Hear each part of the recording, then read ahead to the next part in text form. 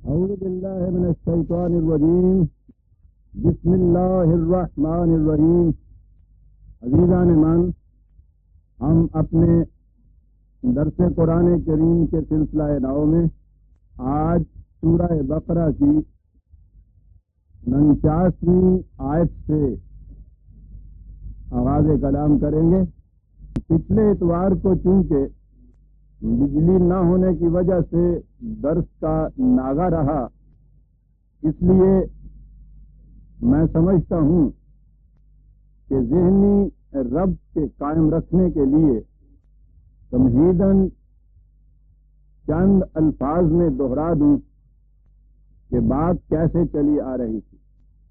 میں نے عرض کیا تھا کہ قرآن کریم کا انداز یہ ہے کہ وہ ایک بنیادی اصول دیتا ہے، ایک غیر متبدل قانون بیان کرتا ہے، اور پھر اس کی تشریح اور اس کی صداقت کے ثبوت کے لیے تاریخ انسانیت سے شواہد پیش کرتا ہے۔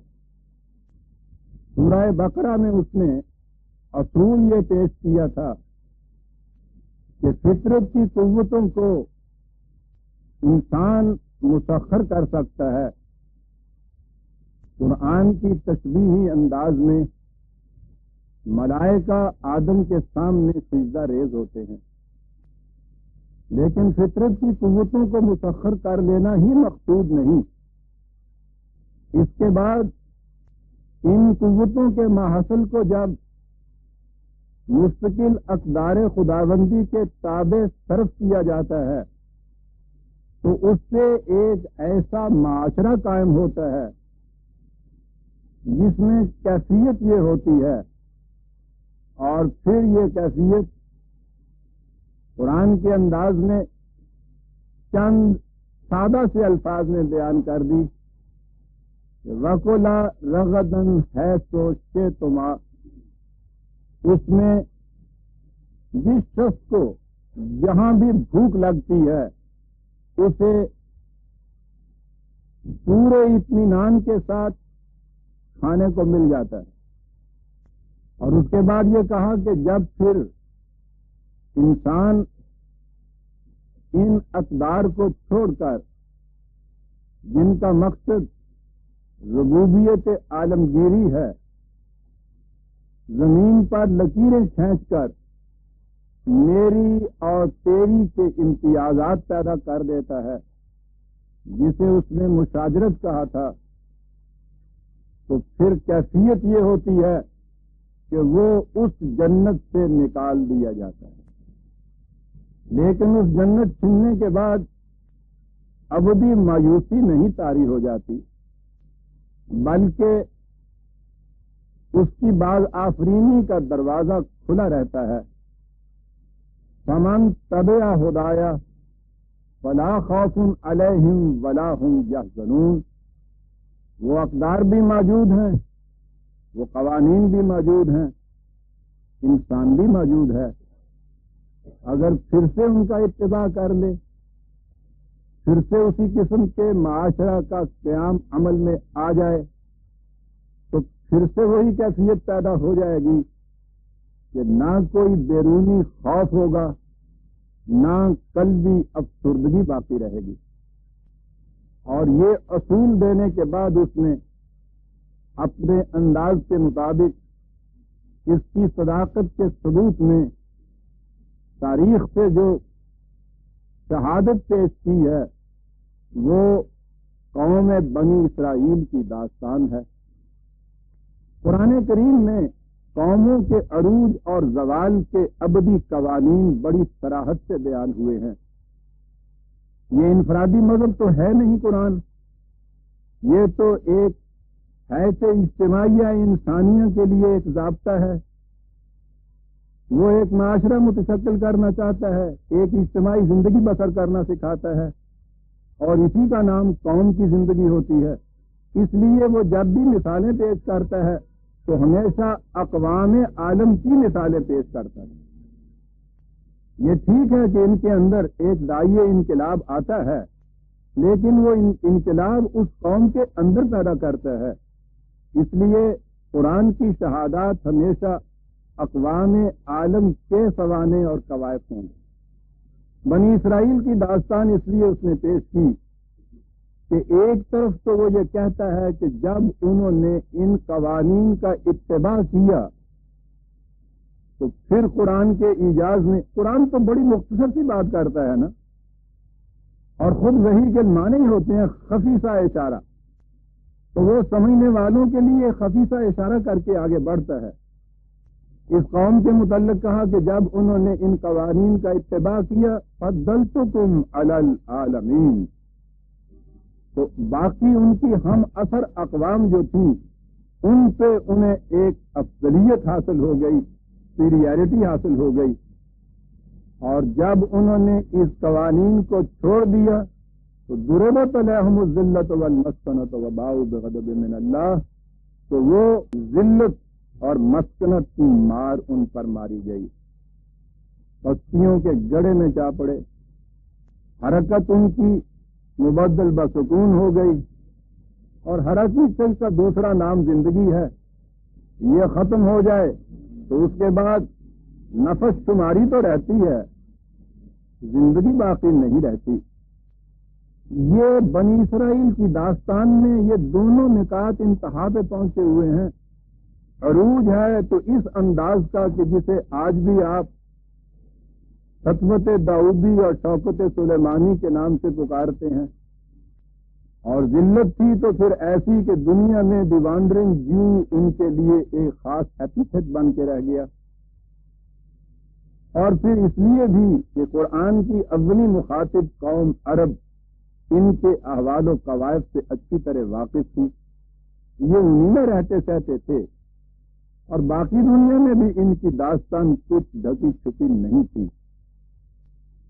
ان کے تعارف کے لیے تمہیداً عرض کر دوں کہ حضرت یعقوب علیہ السلام یعنی حضرت ابراہیم علیہ السلام کہ جن کو مورث اعلیٰ قرار دیا جاتا ہے بنی اسماعیل اور بنی اسرائیل دونوں اقوام کا، ان کے پوترے حضرت یعقوب علیہ السلام یہ فلسطین میں رہتے تھے. آپ کو معلوم ہے کہ ان کے ایک بیٹے حضرت اسحاق جو تھے وہ تو فلسطین کی سرسبز و شاداب آبادیوں کے وارث قرار پائے تھے، اور دوسرے بیٹے نے تولیت کعبہ کی خدمت اپنے ذمہ لی تھی، اور یہ تھا وہ ذبح عظیم، بہت بڑی قربانی جو انہوں نے دی تھی. تو یہ جو قوم فلسطین میں آباد ہوئی، حضرت یعقوب علیہ السلام کا لقب اسرائیل تھا، خدا کا مجاہد. ان کے بیٹوں میں سے ایک کا نام یہودا تھا، اور بنی یامین، ان دو قبائل نے فلسطین میں سکونت اختیار کی، اور باقی 10 قبائل جو تھے وہ دوسری جگہ آباد ہوئے. یہ جو 2 قبیلے فلسطین میں تھے، یہودا کی نسبت سے انہیں یہودی بھی کہا گیا، اور باقیوں نے اپنے آپ کو بنی اسرائیل کہلایا. لیکن آگے چل کر ان دونوں کا یہ امتیاز ختم ہو گیا، اور ان سب کو یا یہودی کہا جانے لگا یا بنی اسرائیل کہلائے یہ لوگ. یہ جو 10 قبائل باقی تھے 10 ٹرائبز اسرائیل کے، ان کے متعلق تو تاریخ میں پتہ ہی نہیں چلتا کہ ان کے ساتھ ہوا کیا. یہ جو 2 قبیلے تھے وہاں بسنے والے، حضرت یوسف علیہ السلام انہیں بآں شوکت و حشمت اپنے والد سمیت مصر میں لے گئے تھے. یہ وہاں جا کے متمکن ہوئے، اور وہاں حضرت یوسف علیہ السلام کو جو تمکن اور حشمت حاصل تھی اس کی بنا پہ یہ پورا خاندان وہاں بڑی باعزت زندگی بسر کرتا تھا. یہ خاندان آہستہ آہستہ وہاں پھیلتا ہوا ایک قوم بن گیا. لیکن اس کے ساتھ ہی سیرت و کردار کی وہ بلندیاں ان میں نہ رہیں کہ جنہوں نے یوسف کو ایک بکتے ہوئے غلام کی پوزیشن سے اٹھا کر حکمرانی عطا کر دی تھی. وہ جب ان کے کردار میں خصوصیات باقی نہ رہیں تو یہ وہاں کی قبطی قوم فرعونہ کی غلامی کے اندر جو جکڑے گئے، تو 400 سال کا قریب عرصہ یہ اس غلامی میں رہے، سخت قسم کی غلامی، فرعون کی غلامی اسے کہا جائے گا۔ فرعون کسی بادشاہ کا نام نہیں، مصر کے بادشاہوں کا لقب فرعون تھا، جیسے ایران کے شہنشاہ کسرا کہلاتے تھے، رومن امپائر والوں کو قیصر کہا جاتا تھا، ان کا لقب فرعون تھا۔ سورج دیوتا کی یہ پرستش کرتے تھے، اور شہنشاہ اپنے آپ کو اس دیوتا کا اوتار کہلاتا تھا۔ را جو ہے یہ سورج دیوتے کا نام ہے، فرا اس کے اوتار کو کہتے تھے۔ تو فرعون لقب کے معنی تھے سورج دیوتا کا اوتار۔ پھر ان کا اقتدار کتنا تھا، بلکہ استبداد کس قسم کا تھا، تو اس کے لیے تو آج کل فرعونیت، آج تک فرعونیت ضرب المثل بنی آ رہی ہے۔ لیکن بنی اسرائیل پر قرآن کہتا ہے کہ صرف یہ ملوکیت کا استبداد ہی نہیں تھا۔ آپ تاریخ انسانیت پر غور کیجئے، انسانیت کو کچلنے کے لیے 3 ہی مستبد قوتیں کار فرما رہی ہیں: ملوکیت کا استبداد، مذہبی پیشوائیت کی دسیسہ کاریاں، اور نظام سرمایہ داری کی خون آشامیاں۔ شعبے تو یہ 3 الگ ہیں، اصل میں تینوں ایک ہیں۔ ان کے اندر روح یہ کار فرما ہوتی ہے کہ دوسروں کی احتیاج سے فائدہ اٹھا کر ان کی محنت کو غصب کیا جائے۔ نظام سرمایہ داری ان کو محتاج بناتا ہے، ملوکیت سبھی قوت فراہم کرتی ہے اور ان کے احتیاج سے فائدہ اٹھاتی ہے، اور درمیان میں مذہبی پیشوائیت ان کو تفہیم دے دے کر سلاتی رہتی ہے کہ یہ سب خدا کی تقدیر سے اور قسمت سے ہوتا ہے، کسی شخص کو اس کا حق حاصل نہیں ہے کہ خدا کے فیصلوں کے خلاف لب پر حرف شکایت لانا تو ایک طرف، دل میں بھی کسی قسم کی گلہ گزاری وہ کرے۔ یہ تینوں حقیقت میں وہ ایک ہی سکہ ہوتا ہے جس کے رخ ہوتے ہیں۔ ان میں سے ایک لعنت بھی انسانیت کو کچلنے کے لیے کچھ کم نہیں ہوتی، لیکن جس دور میں یہ تینوں اکٹھی ہو جائیں تو آپ سوچ سکتے ہیں کہ ان کے نیچے انسانیت کس طرح تڑپتے پھڑکتے زندگی بسر کرتی ہوگی۔ بنی اسرائیل کے ساتھ مصر میں یہی ہوا۔ فرعون ملوکیت کا مجسمہ، حامان مذہبی پیشوائیت کا نمائندہ، اور قارون سرمایہ داری کے نظام کا ترجمان، اور تینوں یکجا، اور ان کی غلامی میں بنی اسرائیل کی مظلوم قوم۔ آپ نے دیکھا کہ قرآن اپنے اس دعوے کی صداقت میں جو شہادت تاریخی لایا ہے وہ کتنی جامع ہے۔ الگ الگ اقوام کو آپ دیں گے تو ان میں یہی قوتیں کار فرما ہوں گی۔ یہاں ایک ایسی قوم ہمارے سامنے آتی ہے کہ جن کے اوپر ان تینوں مستبد قوتوں کا پورا جال ان کے اوپر چھایا ہوا تھا۔ یہ ہے وہ دور جس سے ابتدا کرتا ہے قرآن داستان بنی اسرائیل کی۔ وَإِذْ نَجَّيْنَاكُمْ مِنْ آلِ فِرْعَوْنَ يَسُومُونَكُمْ سُوءَ الْعَذَابِ۔ دور وہ ہے کہ جس میں 400 سال کی غلامی کے بعد ان میں صاحب ضرب کلیم پیدا ہو گئے۔ انہوں نے آ کر ٹکراؤ لیا ان 3 بڑی محیط قوتوں کے ساتھ۔ اس سے آپ نے یہ بھی دیکھ لیا ہوگا کہ حضرات انبیاء کرام علیہم السلام محض ذات کہنے کے لیے نہیں آیا کرتے تھے، یہ عظیم انقلابی دعوتوں کے پیامبر ہوتے تھے۔ تو وہ دور ہے جہاں سے اس کی ابتدا ہوتی ہے داستان کی۔ انہیں بتایا یہ جاتا ہے کہ اپنی تاریخ کے اس دور کو یاد کرو کہ جب تم فرعون کے پنجہ استبداد میں اس طرح جکڑے ہوئے تھے، یسومونکم سوء العذاب، عجیب لفظ ہے یسومونکم، کے معنی ہوتے ہیں ڈھونڈ ڈھونڈ کر کسی کے خلاف عذاب کی اور سزا کی اور تباہی کی تدبیریں اختیار کرنا، تلاش کر کر ڈھونڈ ڈھونڈ کر یہ چیزیں لانا۔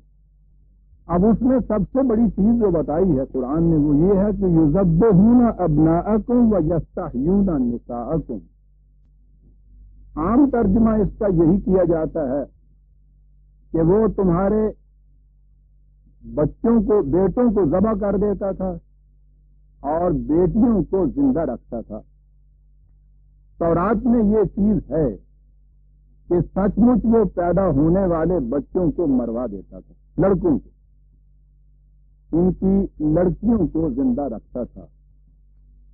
تاریخ نے ابھی تک اس کی شہادت باہم نہیں پہنچائی کہ فی الواقعہ یہ یوں ہوتا تھا کہ بنی اسرائیل کے ہاں جو لڑکا پیدا ہو اس کو پیدا ہونے کے ساتھ ہی مروا دیا جاتا تھا اور لڑکیوں کو زندہ رکھا جاتا تھا۔ لیکن قرآن کریم نے جو الفاظ استعمال کیے ہیں ان سے نگاہ کا رخ دوسری طرف بھی جاتا ہے۔ آپ کو معلوم ہے کہ میں ایک تو جو عام مروجہ معنی ہوتے ہیں انہیں پیش کر دیا کرتا ہوں، میں اس پہ اصرار نہیں کیا کرتا کہ جو کچھ میں سمجھا ہوں آپ ضرور اس سے اتفاق کریں، لیکن جب میں بیان کروں گا تو بہرحال وہی بیان کروں گا کہ جو میری قرآنی بصیرت نے مجھے سمجھایا ہے۔ آپ اپنے طور پہ اس پہ غور کر لیجئے اور آپ جس چیز سے اتفاق کریں اپنے ہاں اسے قبول کیجئے۔ ذبح ابناء عربی زبان میں بھی اور قرآن کریم میں بھی ذبح کے معنی سچ مچ گلا کاٹنا نہیں ہوتا، ان کے ہاں قتلہ ذبح کے الفاظ ذلیل کرنے کے معنوں میں بھی آتے ہیں، پامال کر دینے کے معنی بھی آتے ہیں۔ اس نے تو مار ڈالا صاحبوں نے، ہمارے ہاں محاورتاً استعمال ہوتی ہیں یہ چیزیں، ذبح کر کے رکھ دیا اس کو۔ انسانیت وہاں ذبح ہوتی ہے۔ اصل یہ ہے کہ ہم عربی زبان کا قرآن جب پڑھتے ہیں تو ہم یہ نہیں دیکھتے کہ اس زبان کے اندر ہی الفاظ کن معنی میں استعمال ہوتے تھے، وہ ہم ان کا ایک مفہوم لے لیتے ہیں جو ہمارے ہاں استعمال ہوتا ہے اور اسی مفہوم کے روح سے ہم ان آیات کا مفہوم متعین کر لیتے ہیں، ورنہ اگر عربی زبان سے ہی پوچھا جائے تو وہ بتائے گی کہ یہ مفہوم اس سے زیادہ وسعت اپنے اندر رکھتا ہے۔ ابناء قوم آپ استعمال کرتے ہیں آج بھی، اس کے معنی ہوتا ہے کہ قوم کے اندر جوہر مردانگی رکھنے والے افراد، انہیں کو ابناء قوم کہا جاتا ہے، حالانکہ معنی اس کے ہاں قوم کے بیٹے ہی ہوں گے، قوم کے ایسے افراد کہ جن میں جوہر مردانگی ہو، انہیں وہ اس طرح سے دبا کے رکھتا تھا کہ وہ ابھر نہیں نہ پائے، انہیں ذلیل کرتا تھا اور آگے بڑھاتا تھا انہیں کہ جن میں اس قسم کے مردانگی کے خصائص نہ ہوں، عام محاورے کے اعتبار سے جسے کہتے ہیں کہ زنانہ پن جن کے اندر ہو۔ میں اپنی بیٹیوں اور بہنوں سے معذرت چاہوں گا کہ قرآن یہ نہیں کہتا ہے کہ عورت ہونا یا عورت کے اندر کی خصوصیات جو ہیں ان کو کسی طرح سے حقارت کی نگاہ سے دیکھا جائے۔ اس کے نزدیک مرد اور عورت دونوں انسان ہیں اور یکساں واجب الاحترام۔ میں نے بات کی ہے ان قوموں کی ذہنیت کی اور زبان کے اعتبار سے جو ایک چیز مروج چلی آتی ہے اس کے اعتبار سے۔ مختلف قوتیں قوموں کو تباہ کرنے کے لیے کرتی ہی یہ ہے۔ قرآن کریم نے خود یہ چیز بتائی ہے کہ یہ کرتا کیا تھا فرعون۔ یاد رکھیے کسی قوم کو خواہ وہ غلامی کے شکنجے میں بھی کیوں نہ جکڑی ہوئی ہو، اپنے استبداد کے جوئے کے نیچے رکھنا بڑی تدبیر چاہتا ہے، اور یہ وہ تدبیر یہ ہوتی ہے کہ اس قوم کے اندر ابھرنے والے افراد جو ہیں ان کو ابھرنے نہ دیا جائے اور مقرر بنایا جائے ان میں سے انہیں وہ جنہیں ہمارے ہاں کی پہلی سیاسی اصطلاح میں ٹوڈی بچہ آیا ہے کہا کرتے تھے، جو ان کے مطلب کے لوگ ہوں، انسانیت کے جوہر سے عاری انہیں مقرب بنایا جائے، انہیں بڑھایا جائے، تاکہ یہ بھی معلوم ہو کہ اس قوم کو حق نمائندگی دیا ہوا ہے ہم نے۔ انگریز کے دور کی تاریخ ہمارے ہاں کی نئی نسل کے تو سامنے ہے نہیں، بدقسمتی سے نہ ہی ہم نے کوئی ایسی تاریخ مرتب کر کے دی ہے، ورنہ انہیں معلوم ہوتا کہ خود تحریک پاکستان کے دور یہ لوگ کیا کیا کرتے تھے، یہ حاکم قوم کیا کیا کرتی تھی، کس قسم کے ہمارے افراد کو آگے بڑھایا کرتی تھی، دنیا کو بتایا کرتی تھی کہ ہم نے تو انہیں اتنی بڑی نمائندگی دی ہوئی ہے، بلند ترین مناصب جو تھے وہ ان کو دے دیے جاتے تھے، لیکن چن چن کے ان افراد کو کہ جن میں جوہر مردانگی نہ آنے پائے، اور جس میں ذرا سا بھی انہیں نظر آتا تھا کہ حریت کے جوہر پائے جاتے ہیں، وہ اس طرح سے ان کو فلپ کر دیتا تھا، جیسے ہمارے ہاں کے بڑے بڑے باغوں کے مالی انہوں نے اپنی شکل کے اوپر پودوں کو بنایا ہوا ہوتا ہے، اور اس پودے میں سے کوئی کونسل جو ان کے نقشے سے ذرا الگ ہٹ کے سر ابھارتی ہے، ایک دم کینچی سے اس کو فلپ کر دیتا ہے۔ یہ استبداد ہوتا تھا، اور یہ کسی خاص دور کی بات نہیں ہے۔ قرآن نے جیسا کہا ہے ملکہ سبا کے زبان سے کہ جہاں بھی ملوکیت ہوتی ہے وہاں یہی کچھ ہوا کرتا ہے۔ قرآن کریم نے کہا یہ ہے، یہ آپ دیکھیے گا کہ یہی الفاظ جو ہیں ذبح ابناء، احیاء النساء، یہ آئے کہاں ہیں؟ اس سے آپ اندازہ لگائیں گے کہ قرآن کا انداز بات کو سمجھانے کا کیا ہے۔ میں نے عرض کیا تھا کہ اس کا انداز یہ ہے کہ پہلے تو زبان کے مشتقات کی روح سے، روٹس کی طرف سے جہاں سے وہ لفظ بنا ہے وہاں معانی دیکھیے، اور قرآن کے دوسرے مقامات میں اس کی تشریح دیکھیے۔ دیکھیے یہاں کیسے تشریح ہو رہی ہے۔ 28/4 28/4 ان فرعون علا فی الارض، فرعون نے بڑی سرکشی اختیار کر رکھی۔ یہ سرکشی کن سہاروں پہ استوار تھی؟ وہ کرتا یہ تھا کہ وَجَعَلَ أَهْلَهَا شِيَعًا، وہ ایک پارٹی کو، ایک گروہ کو، جَعَلَ أَهْلَهَا شِيَعًا يَسْتَضْعِفُ طَائِفَةً مِّنْهُمْ، پارٹیاں بناتا رہتا تھا، ایک پارٹی کو کمزور کرتا تھا، دوسری پارٹی کو ابھارتا تھا۔ حکمت فرعونی ہے ہی یہ، قوم میں وحدت نہ رہنے دیجیے، ان کو پارٹیوں میں تقسیم کر دیجیے، اور پارٹیاں کس انداز سے بنائیے کہ ان میں سے ایک گروہ کو اوپر چڑھائیے، دوسرے کو ذلیل کیجیے، اور دیکھیے الفاظ یذبح ابناءہم ویستحیی نساءہم، وہ خود تشریح کر رہا ہے اس چیز کی کہ وہ کرتا کیا تھا اور ان الفاظ کے معنی کیا ہیں۔ وہ پارٹیاں بناتا اس طرح سے تھا کہ جس سے جس قوم، اس معقول قوم کے افراد میں جہاں اس کو کچھ آدمیت، مردانگی کا کہیں شعور جوہر نظر آئے، اس کو ذبح کر کے رکھ دیا جائے، اور ان میں سے جو لوگ زنانہ خصلتوں کے مالک ہوں ان کو ابھارا جائے، اور اس طرح سے وہ اپنے ہاں یوں اس قوم کے اندر تفرقہ ڈال کے اس قسم کی حکمت فرعونی سے اپنی سرکشی کو استوار رکھتا تھا۔ بات صاف ہے برادران عزیز کہ وہ کرتا یہ تھا، ورنہ ویسے بھی سوچا جائے کہ اگر یہ چیز کچھ تھوڑے ہی عرصے کے لیے صحیح کسی قوم میں یہ روا رکھی جائے کہ ان کے ہاں کے جو لڑکے ہوں ان سب کو مروا دیا جائے، کچھ عرصے کے بعد وہ قوم ہی ختم ہو جاتی ہے۔ بنی اسرائیل کی قوم تو تاریخ کے کسی دور میں بھی ختم نہیں ہوئی، اور اس کے بعد اور چیزیں بھی ہمارے سامنے آتی ہیں۔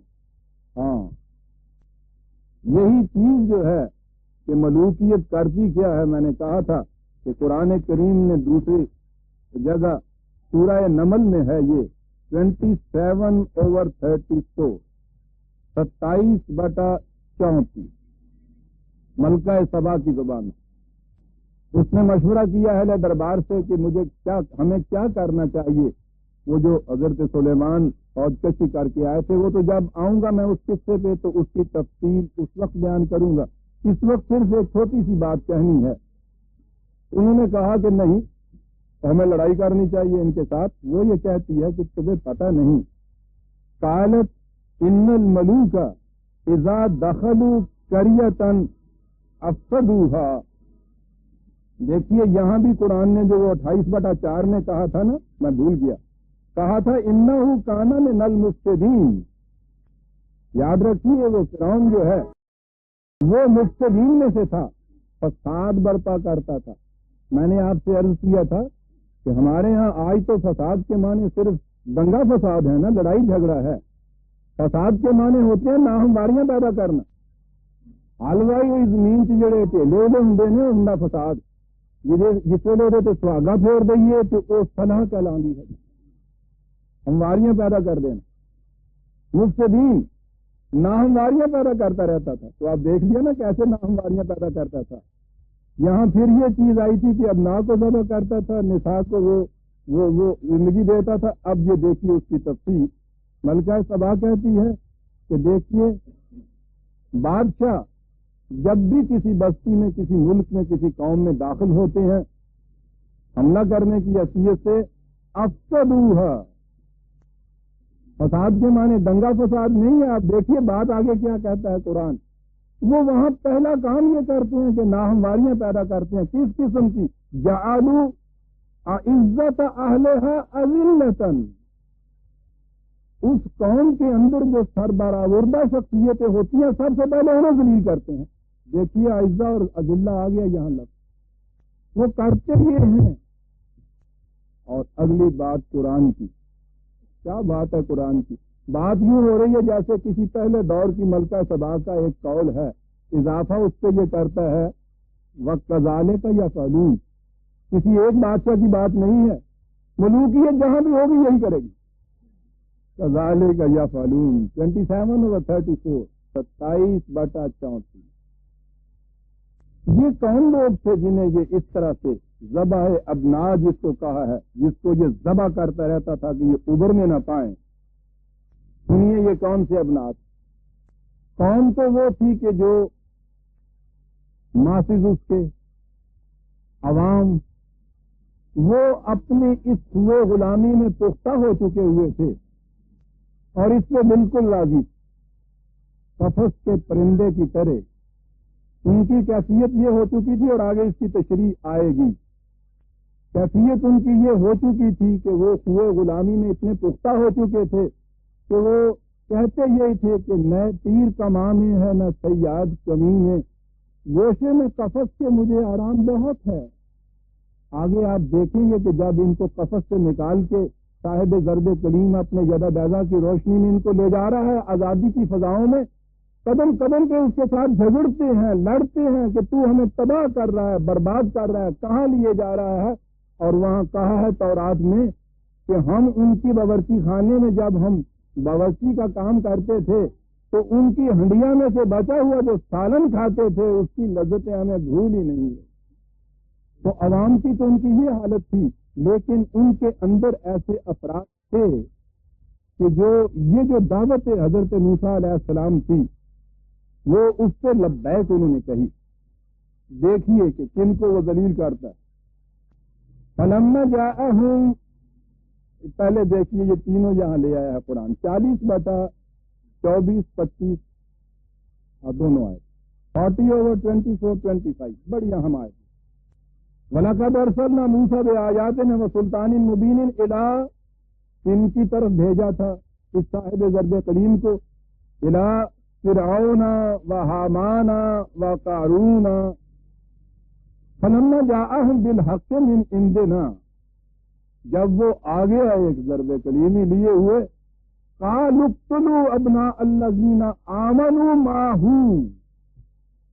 فرعون نے کہا کہ جو شخص بھی اس کا ہم نوا تمہیں نظر آئے، جو اس کی آواز پہ لبیک کہے، اس کو یا تو قتل کرو یا اس کے معنی ذلیل کرو۔ ان کو جو اس کی آواز پہ لبیک کہیں، وَاسْتَحْيُوا نِسَاءَهُمْ، اور یہ جو باقی اس قوم کے اندر یہ بالکل جنسے لگے پھرتے ہیں، ان کو مقرب بناؤ، ان کو حیات کے سامان دو، موسیٰ کی آواز پہ لبیک کہنے والوں کو یہ کرو۔ یہ ابنائے قوم تھے عزیزان۔ اور آگے تو بات بالکل صاف ہو گئی۔ اگر یہ سچ مچ کو ذبح کر دینے والی بات ہے تو وہ تو ایک کھلے بند میں کچھ کرنے کی چیز ہے نا۔ قرآن کہتا ہے وما قید الکافرین الا فی ضلال، قید کہتے ہیں خفیہ تدبیر کو۔ یہ اس قسم کی خفیہ سازش تھی اس کی۔ سچ مچ کسی کو قتل کر دیں یا پھانسی دے دینا تو خفیہ سازش نہیں کہلاتی۔ سازش تو یہ ہے کہ خون کا آخری قطرہ تک نچوڑ لیا جائے لیکن ہاتھ کے اوپر اس کی رنگینی کہیں نہ آنے کا۔ ذبح ہونے والا ذبح ہو رہا ہو اور اپنے قاتل کو دعائیں دے رہا ہے، قید اسے کہتے ہیں۔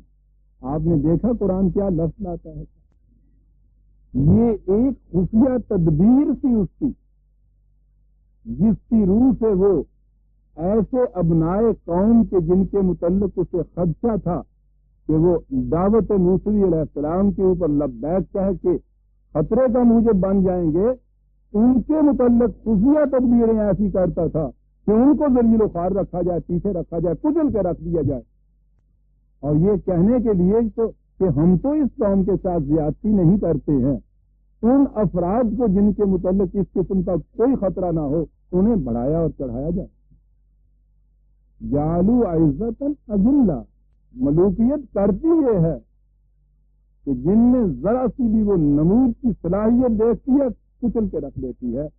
یہ تھی 40/25 کہ جو لوگ حضرت موسیٰ کی دعوت پر ایمان لانے والے ہوں ان کو کچل کے رکھ دو، پھر بات صاف ہے۔ میں سمجھتا ہوں کہ اس کے بعد بہرحال میری قرآنی بصیرت نے جس نتیجے پر پہنچایا ہے، آپ دیکھ رہے ہوں گے کہ میں نے اس کی تائید میں قرآن کی شہادات پیش کی ہیں کہ یہ بات سچ مچ ان لڑکوں کو قتل کر دینے کی نہیں تھی، بلکہ ابنائے قوم کو ذبح کرنے کی بات تھی، کچلنے کی بات تھی، اور قوم کے اس قسم کے طبقے کو بڑھانے اور چڑھانے کی بات تھی۔ کہا کہ یاد رکھو فرعون ڈھونڈ ڈھونڈ پر تم پر عذاب لایا کرتا تھا، اور سب سے بڑا عذاب یہ تھا کہ تمہاری قوم کے سر بر آوردہ افراد کو ذلیل کرتا تھا اور اس قسم کے افراد کو چڑھاتا تھا۔ اذ نجیناکم، بات یہاں سے شروع کی، ہم نے تمہیں اس کے اس عذاب سے نجات دلائی۔ تو نظر آتا ہے کہ یہ بات اس دور سے شروع ہوئی ہے جب یہ مصر سے نکل کے فلسطین کی وادیوں میں چلے گئے اور وہاں آزادی کی فضا میں پرکشا ہوئے۔ اگلا لفظ ہے وفی ذالکم بلاء من ربکم عظیم، ترجمہ اس کا پھر یہ کیا جاتا ہے کہ تم اس سے بہت بڑی بلا میں گرفتار تھے۔ اگر وہ پہلا دور ہے جس میں وہ فرعون کی غلامی کے اندر جکڑے ہوئے تھے تو اسے تو بلا کہا جائے گا، لیکن یہاں تو آگے ہے من ربکم عظیم، اپنے رب کی طرف سے ایک بلا کے اندر تھے، تو رب کی طرف سے تو بلا نہیں آتی۔ قرآن نے تو واضح طور پہ کہا ہے کہ جو مصیبت بھی تمہارے اوپر آتی ہے بما کسبت ایدیکم، وہ تمہارے اپنے ہاتھوں کی لائی ہوئی ہوتی ہے، خدا تو کسی کو مصیبتوں میں مبتلا نہیں کرتا۔ اس کی وجہ بھی یہ ہے یہ جو لفظ بلا ہے عربی زبان کا لفظ ہے اور ہم پنجابی زبان کی بلا سمجھنے آئی۔ ہمارے ہاں تو بلا، ابتلا، مبتلا ایک ہی معنی میں استعمال ہوتا ہے۔ بلا کے معنی عربی زبان میں ہوتا ہے گردش دے کے کسی کا پہلو بدل دینا۔ پہلی کیفیت تمہاری غلامی کے زمانے کی یہ تھی کہ فرعون یہ کچھ کرتا تھا، ہم نے ایک گردش دی اور اس گردش سے جو تمہارا پہلو بدلا ہے دیکھو تو صحیح خدا کی طرف سے کتنا بڑا انعام ہو گیا۔ یہ ٹھیک ہے کہ گردش دینے میں دونوں چیزیں آ جاتی ہیں، قوم کے اپنے ہاتھوں کی لائی ہوئی تباہیوں سے بھی ایک گردش ہوتی ہے کہ جتنے انعامات خداوندی ہیں وہ سارے چھن جاتے ہیں اور ذلت ہوتی ہے، یہ بھی ایک بلا ہے۔ اور اگر ذلت کی گڑے میں گری ہوئی ہے کوئی قوم اور اس میں سے نکل کے ایک گردش سے دوسری اس کی پہلو وہ لیتی ہے انعمت علیکم واذکروا نعمت اللہ کی، یہ نعمت کی چیز ہے۔ تو بلا کے معنی گردش کے ہوتے ہیں، یاد رکھیے۔ اگر بری حالت سے اچھی حالت میں آتا ہے تو یہ انعام ہے، اور اگر اچھی حالت سے بری حالت کی طرف لے جاتی ہے وہ گردش، تو یہ تباہی اور عذاب ہے جسے قرآن کرا دے۔ پہلی چیز یہ پیش، اور پیچھے گیا قرآن۔ بڑا عجیب ڈرامائی انداز ہوتا ہے قرآن کا عزیزان مان، اگر اس نقطہ خیال سے بھی دیکھا جائے کہ یہ ایک کہانی کا بیان کیسے کرتا ہے۔ ایک تو یہ انداز ہوتا ہے نا کہ شروع سے بات لی جائے اور اس کے ساتھ ساتھ آخر تک چلایا جائے۔ یہ نریشن جو ہوتا ہے واقعاتی ہوتا ہے، ڈرامائی نہیں ہوتا۔ ڈرامائی ہوتا ہے کہ کسی کلائمیکس سے بات شروع کی جائے اور اسی کے اندر سے پیچھے لے جائے، کبھی وہاں سے ایک لنک آگے جا کے پھر ملا دے، اور یوں جو محاکاتی تصویر سامنے آتی ہے اس میں ایک تنوع ہوتا ہے، ذہن بور نہیں ہوتا اس سے۔ بہرحال یہ دوسری بات ہے، قرآن کے جہاں یہ انداز آئیں گے میں عرض کروں گا کس انداز سے وہ بات کرتا ہے۔ عجیب کتاب ہے ادبی نگاہ سے بھی۔ وہاں کی بات ہو رہی ہے کہ جب یہ کچھ کہا ذرا اس سے پیچھے چلو تو صحیح۔ وقت وہ آ گیا تھا کہ حضرت موسیٰ علیہ السلام اس قوم کو اپنے ساتھ نکال کے لے آئے اس مصر۔ وہاں بھی بڑی دلچسپ بات ہوئی تھی۔ انہوں نے آ کے میں سمجھتا ہوں چند الفاظ میں یہ میں بیان کر دوں حضرت موسیٰ علیہ السلام کی بات کہ یہ کہاں گئے، کیسے آئے۔ پیدا تو مصر میں ہوئے، پرورش فرعون کے محلات میں پائی تاکہ بساط سیاست کی مہرہ بازیوں سے بھی واقف ہو جائیں، ورنہ غلام قوم کا یہ فرد، اسے یہ مواقع نصیب نہیں ہو سکتے تھے کہ اسے معلوم ہو کہ ملوکیت کرتی کیا ہے، کیا کرتی ہے، اور اس کو تو نبرد آزمائی کرنی تھی۔ اتنی بڑی ملوکیت سے ضرورت تھی کہ جسے آپ محلاتی سیاست کہتے ہیں اس سے بھی واقفیت ہو، یہ انتظام تھا۔ اور ایک داعی انقلاب کے لیے ضروری ہے کہ ان چیزوں سے وہ واقف ہو کہ پہلی زندگی کا حصہ محلات کے اندر بسر کیا گیا، واقف ہوئے اچھی طرح سے کہ یہ کرتے کیا ہے، یہاں سے جو نکلے، اور اس کے بعد بڑی ضرورت ہوتی ہے ایک داعی کے لیے کہ وہ زندگی کے نشیب و فراز جو ہیں ان تمام سے واقف ہونا چاہیے اس کو۔ محلات ہی کے اندر اگر آخر تک رہتے تو یہ دوسرا گوشہ جو زندگی تھا یہ سامنے نہ آتا۔ یہاں سے جو نکلے ہیں تو پھر انہوں نے مدین کی وادیوں میں 12 سال تک بکریاں بھی چرائی، اور جو بکریاں نہیں چراتا برادرانی عزیز وہ کبھی حکومت نہیں کرتا۔ نہیں، حکومت تو وہ کر سکتا ہے، پرورش نہیں کر سکتا، حفاظت نہیں کر سکتا، اور پھر اس کے لیے اتنے بڑے صبر آزمات دل گردے کی ضرورت ہوتی ہے۔ ہم شہر کے رہنے والوں نے تو کبھی دیکھا نہیں بکریاں کیا کرتی ہیں، کبھی اتفاق ہو باہر جانے کا اور دیکھیے اس گڈریے کی حالت بیچارے کی، رحم آتا ہے۔ 150 کا بکریوں کا اگر ریوڑ ہو، کیفیت ان کی یہ ہوتی ہے کہ 2 ادھر بھاگی جا رہی ہیں، بھاگا جا رہا ہے ان کو ادھر واپس لا رہا ہے، 3 ادھر نکل گئی ہیں۔ سارا دن وہ تو بر کر کے پک جاتا ہے، بھاگ رہا ہے۔ بکری 10 میل چلتی ہے، گڈریا 50 میل چلتا ہے، لاتا ہے تو ٹانگ نہیں توڑتا ان کی۔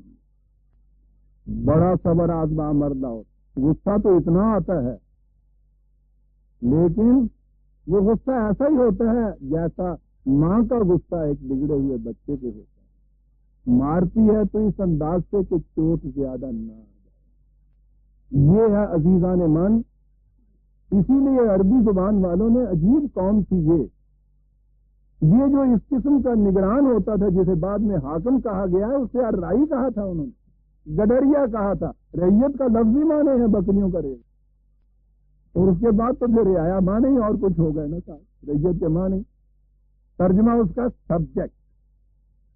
اب دیکھیے کس طرح سے سبجوگیشن اس کے اندر آتا ہے۔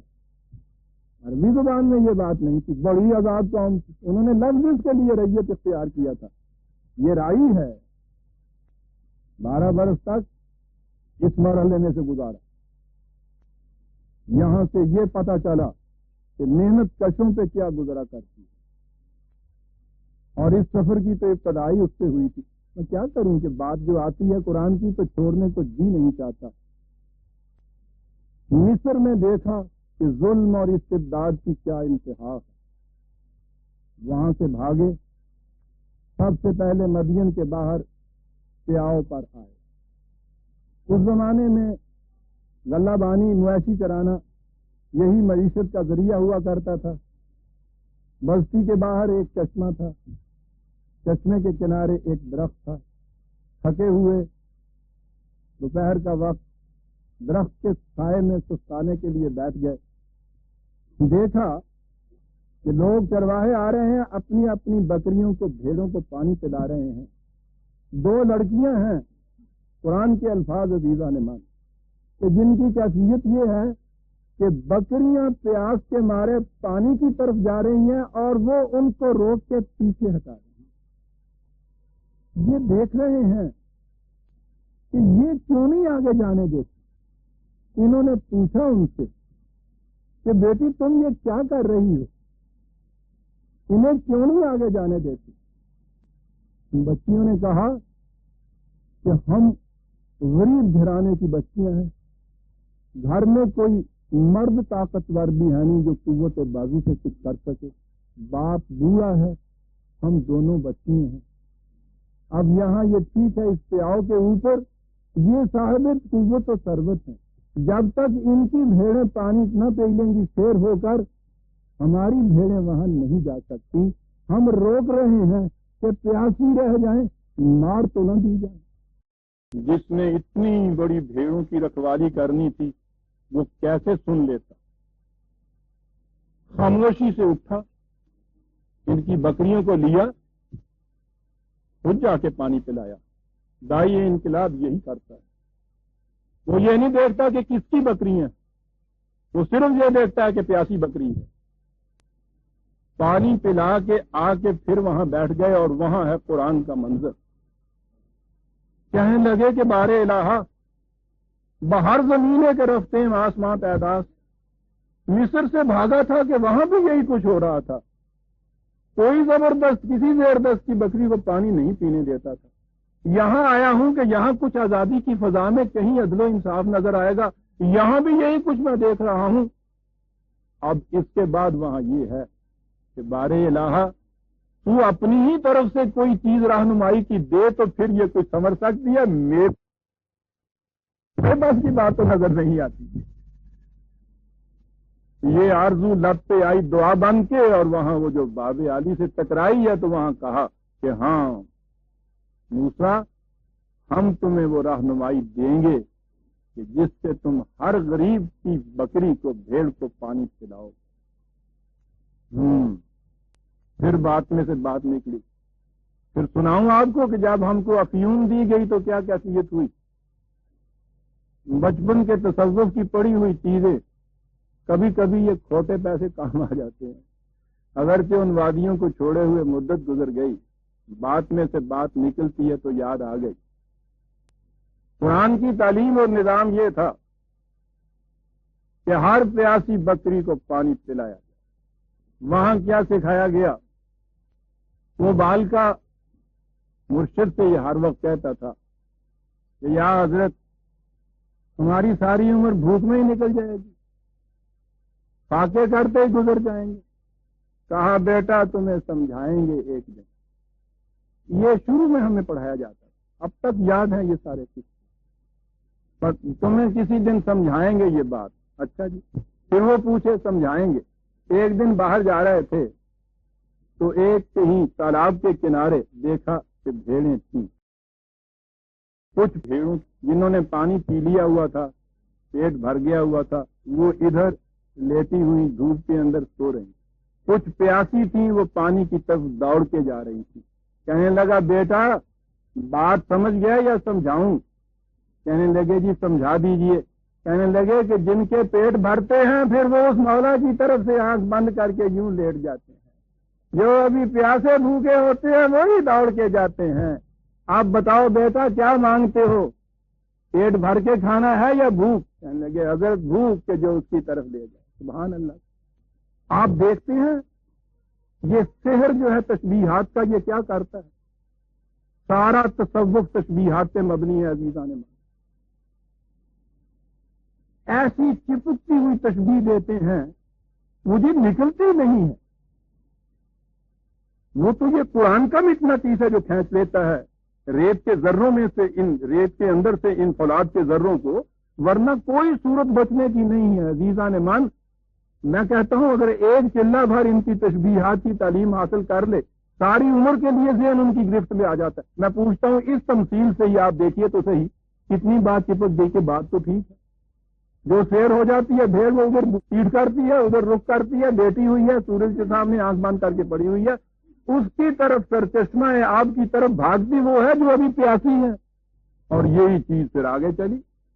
تو سب لوگ برائے شعر حسن خوبت صاحب نے جو کہا تھا، شاعری ہے ساری، یہ حقائق نہیں ہے، لطائف ہیں۔ لطائف کو حقائق بنا دیا جاتا ہے، اس کو شاعری کہتے ہیں۔ اور پھر شاعری یہ آئی کہ تفیدن و نہ رسیدن سے لذت دارت، ہاں تڑپتے رہنا، پہنچنا نہیں، یہ ہے زندگی۔ خوشا دلے کے بدم بال محمل استحنود، ساری عمر محمل کا پیچھا کرتے ہوئے گزر جائے، ہاتھ نہ پڑ جائے اس کے اوپر۔ کہہ یہ رہا تھا کہ 12 سال تک پھر بکریاں چرانے میں گزاری، وہاں سے پھر جب یہ ہدایت ملی ہے، ہدایت کیا ملی ہے؟ ایک عظیم ذمہ داری سونپ دی گئی، جاؤ فرعون کی طرف، انہو علاؤ، بڑی سرکشی اس نے اختیار کر لی ہے۔ تو وہاں سے واپس آئے تھے پھر مصر میں، یہاں آ کے پھر یہ فرعون اور طاہرین سے ٹکراؤ ہوا تھا، یہاں سے اس ٹکراؤ کے بعد اپنی قوم کو لے کے نکلے تھے پھر اسی سینا کی وادیوں میں لے جانے کے لیے،